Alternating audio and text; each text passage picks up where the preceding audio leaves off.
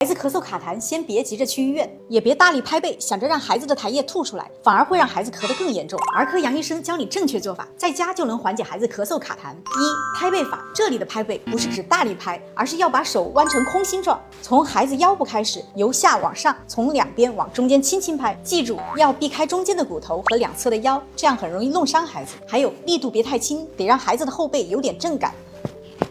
每次拍个3到5分钟，一天多拍几次，痰震松了，孩子顺着力就咳出来了。在家开加湿器或者去浴室进行简易版的雾化，把浴室热水一放，关上门，等雾气起来，带孩子进去玩个5到10分钟，让水蒸气软化粘稠的痰液，能把粘在嗓子、气管上的痰慢慢松动，对孩子的鼻塞也很管用。3、催吐法，这个得看准位置，找到孩子锁骨中间的小坑，往上大概1根手指的地方，天突穴，先在脖子轻轻来回搓，让孩子放松，轻轻的推，他会觉得痒，这个时候呢就会咳嗽，把痰给带出来。但是要注意，至少5岁以上的孩子去做，太小的孩子喉咙敏感，推按不当容易呛到。4、多喝温水是最简单最直接的方法，把粘稠的痰液稀释，咳起来就轻松很多了。要是用了这些办法，孩子还是咳得很厉害，喘气费劲或者发起高烧，别犹豫，赶紧上医院。觉得有用的话，顺手转发到家族群，让爷爷奶奶也学学，带娃少走弯路。